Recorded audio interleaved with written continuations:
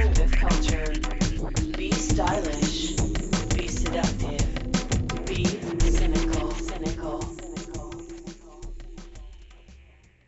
Welcome to the Sinical Magazine podcast. My name is Stygion, and I'm a publisher of Sinical. In today's episode, we talk to Alexandra Snow. She's a fetish model, video producer, and professional dominatrix. She's based out of Columbus, Ohio.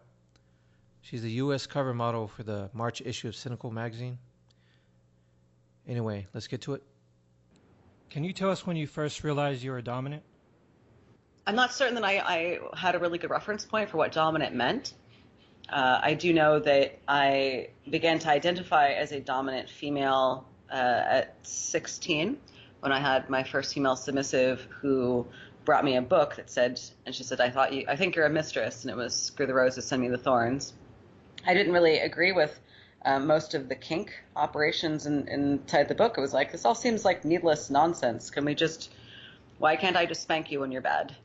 But I suppose that was probably the first time that I had verbiage for it. But I was putting little boys in dog crates when I was in elementary school, and I had my first kiss by shoving some girl into the tack room when I was riding horses, and not certainly was very consensual, honestly, at the time. She didn't seem to mind, but I suppose that was a fairly dominant thing to do, too. And how did this lead to becoming a professional dominant? I had a very successful white-collar job. I was the marketing director for an accounting firm in Baltimore. I was a lifestyler, and so I played a lot in the scene, but I didn't really have a very high opinion of most professional doms, mostly because the women that I had met seemed to not have chosen it as a vocation, but really had chosen it as not a very good solution for their economic problems. So they were, former escorts or phone sex workers or whatever that felt like professional domination was an easy out. I was later introduced to some professional doms who were amazing, and that definitely did change my perception of it. But it was not until I left the firm that I was working for, and I was no longer bound by the morality clause in my contract, that allowed me to be able to put my face and pictures online and began to play with people, and found that, it was an utterly fascinating and wonderful thing to do.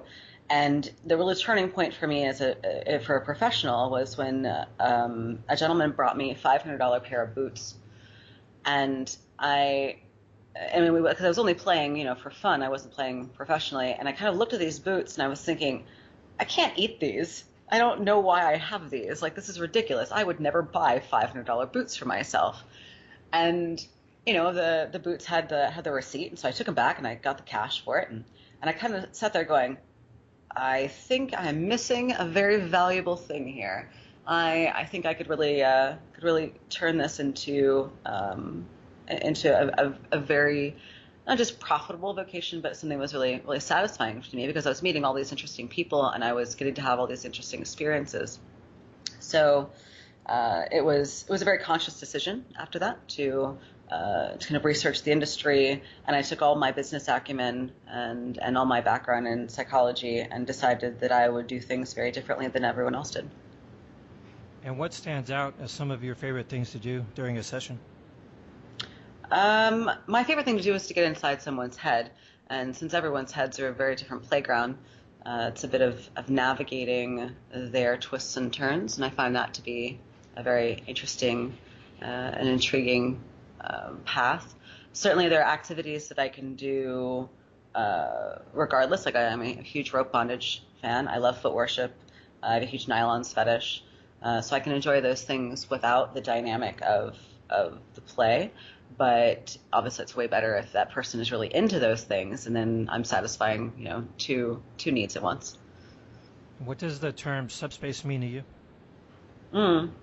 Subspace. Well, as someone who does a lot of hypnosis, I can tell you that subspace is an altered mental state in which the brain is flooded with enough chemicals, usually adrenaline, and occasionally oxytocin, depending on if the person is very emotionally attached to you, in which that they are experiencing essentially a mild altered state. It can be very good for the person to bond. It can be very good for them to experience catharsis. It can be very good to experience a wide range of sensations. But it also comes with it a bit of responsibility from the dominant or the top to be able to care for that person in essentially a fragile state. I want to talk about Backpage for a minute. They recently shut down their adult section. How do you think this is going to affect Dom's abilities to advertise? Well, for the sex industry in general, for sex workers in general, the options for advertising have dried up like an African drought, and I find this to be really dangerous because the less and less safe options that sex workers have, and doms included, the more that they have to go to places that aren't well managed. That can be very, very dangerous. It becomes very difficult to screen clients when you're having to go through back channels, and it also means that people will resort to basic code. They will resort to like newspapers. They'll resort to all sorts of things that don't allow for good, honest client communication, which means that most of the communication may happen in person. So someone shows up and that person's not really been vetted well, and that's when bad circumstances can happen on both the client and the provider. And what are some of your favorite platforms to promote your photos and video work? So my favorite platforms, goddesssnow.com is my own membership site. Obviously, that has the lion's share of my content. But both Clips for Sale, I Want Clips, and Kink Bomb all are very good. I Want Clips recently treated myself and many of the other DOMs like royalty at the Adult Video News Awards in Las Vegas, and I was really impressed with them. It's a really, really killer group of people, and I'm very excited to start working with them more. But when I say they treated us like royalty, they took us out to dinner, they took us to shows, they gave us wonderful places inside the show for booth signings and whatnot. They were really great. So that's definitely my go-to now for platforms, because I have a great relationship with them now. And when did you start doing fetish video work? I want to say 8 years, 9 years. No, it had to be more than that. Gosh, it's 2017. So I think the first femdom videos I ever did, like that would be well known, would be for Cheyenne for Club Dom, and I want to say that was in 2004 or 2005. So God, I'm getting old. And how much preparation goes into the videos that you create? For my own videos, oh God, that's if I'm starting from scratch and I'm only doing one video, which I never do. I always do the multiples because it's a way for me to be able to maximize my preparation. It takes approximately 2 hours of prep for each 15-minute video, between makeup, setting up a lighting, doing all the costuming, doing all the scripting, et cetera, et cetera. Sometimes I can get that pared down to like an hour and a half, but about 2 hours is about average. And what type of content seems to be the most popular for you? So my femdom hypnosis is incredibly popular, but I would say that all the content I produce is popular because I only produce popular content. Right. I would say that all types of sensual control, from masturbation instructions, orgasm control, that sort of thing, are all very popular. I do a lot of slave training. Obviously, this is more like role-playing slave training because the person obviously can turn off the camera at any time or turn off the video at any time. So it's not like there's a real world dynamic there. But I think as far as a role play, it's pretty effective. And how did you become interested in using hypnosis for your video work? So I have a background in psychology, and hypnosis also came along with that. I did some hypnosis work in my in-person sessions, and while I found it to be interesting, I didn't find it to be particularly useful because I'm very good at many NLP techniques, which are very similar to hypnosis. So to get someone into a slightly more disadvantaged state was easy to do in person. Well, you couldn't really do that in videos because the feedback loop isn't there. So I think I did a custom hypnosis video that was so well received that I was just inundated with requests for it. And I said, well, sure, I guess I can keep trying that. And apparently, for whatever combination of skills and look that I have, we're very successful for it. Can you tell us what type of content is on your website? So all the content on my website is female domination oriented. There are 6 updates a week.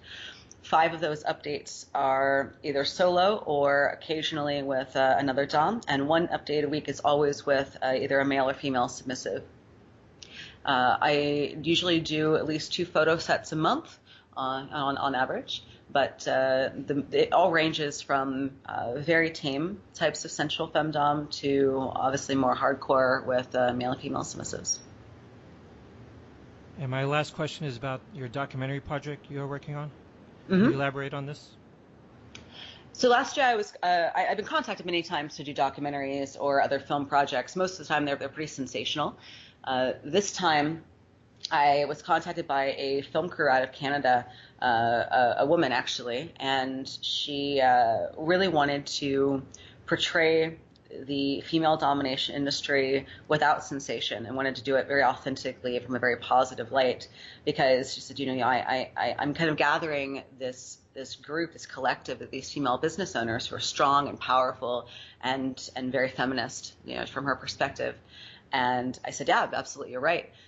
So we continued conversations, negotiations, and one of the big things that I did was I told them I'll happily participate in this project, but you need to give me veto power over any scene to make sure that it's not taken out of context. And she said, and that makes you the right person for this, because we want you to make sure that you know how you're controlling the message. And I said, I want the message to be real.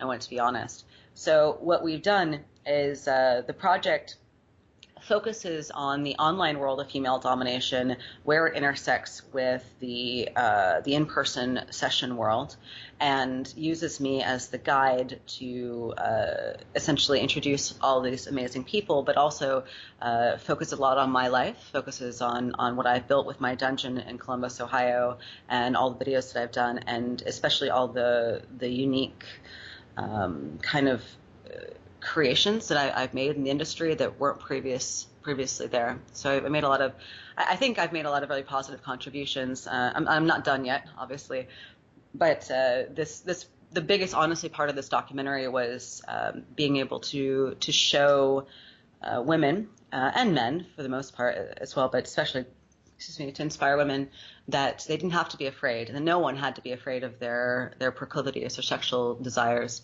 and that there were other people like them out there, rather, that not only shared in them, but were normal like they were. So a large part of it was basically showing that we're not the kind of weirdos that everyone thinks we are. Right. Well, I'm looking forward to seeing it. Yeah, me too. The aim, I believe, is they're aiming for Sundance and Toronto Film Festival. We're about 30% done with the filming. I was amazed. They were able to do 30% of the filming in 10 days. We shot it like it was honestly probably one of the most intense things I've ever done because it was 12 to 14 hours a day. But it was really good. And one of the great things that I got to do in this is they asked me a lot of really, really deep personal questions, things about my childhood, things about my relationships and my family and things like that. And I've been 100% honest, because I feel the only way that I can truly inspire people to be able to be themselves, to show that I'm not afraid to be myself, and also acknowledge that I'm a professional dominant, I'm a lifestyle dom, I'm a pervert, all those things. Well, it should be interesting. Yeah. Thanks again for doing the interview. I really love the photo sets, and great. I can't wait to release the issue.